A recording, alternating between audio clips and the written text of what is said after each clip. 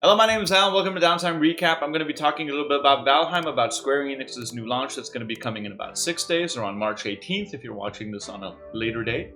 And then we're going to be looking into the allegations against Sinatraa, the Overwatch player. So it's going to be like, a little bit interesting, very short, keep it recappy. Welcome to the show. So going into the very astounding situation that just happened here, one of the most well-known versatile names in the world of esports for Overwatch, Sinatraa has been now put out in front of everybody as a sexual abuser by his ex-girlfriend Cleo. She tweeted out on the 10th of March the following: PWs for sexual abuse, my last relationship. You go into this actual document, it is 9 pages of Cleo that actually logs and categorizes the kinds of abuse that she felt and that she had during her relationship with Sinatraa. Of course, this is her story, so her version of the story. And as such, the day after, Overwatch League actually tweeted out that they were now going to be indefinitely suspending him by writing the following: the Overwatch League is aware of allegations made against former player Jay Sinatraa 1. We take any allegations of this nature seriously and unequivocally support victims of abuse. The League is offering a refund of 200 League tokens for the Alien Overwatch League MVP skin to players who request one, and at which point the skin will be removed from the collection. We'll share more information on how refunds work soon. The Overwatch League Championship and MVP matches will be removed from the Alien skin from future patch. So basically the skin that Jay actually had in the game is now being removed, so Overwatch is taking this very seriously.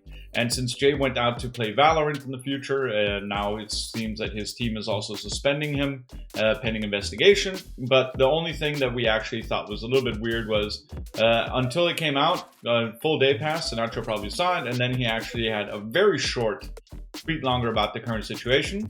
It's clear from Cleo's recent post that she recalls our relationship differently than I do.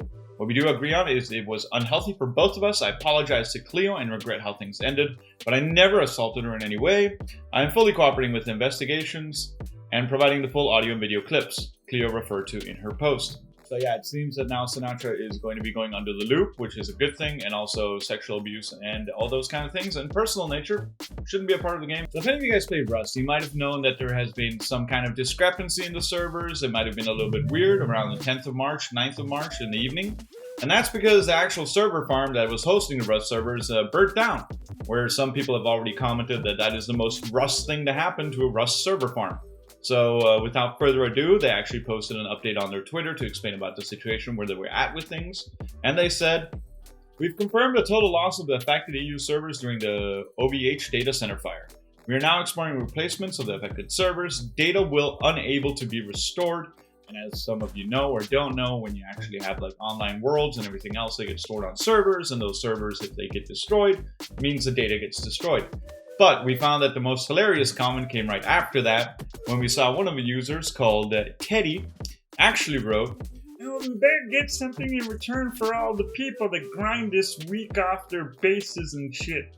Get on with it and compensate people." That's what Teddy sounds like to me in my head. It's a force majeure. It was a fire. They're not going to compensate you for your loss of your online value. They might be finding replacements, but to be honest, in Rust, a few weeks worth of work that you put into something online, unfortunately, probably doesn't constitute so much as a big compensation. However, they could look into it and find out who's been affected and then give them some in-game currency or points or like some fun modes to do. But yeah, it does seem like people are a little bit wishy-washy. I think most people are just thankful that everything is okay and that the game is going to still live and they're, fixing things.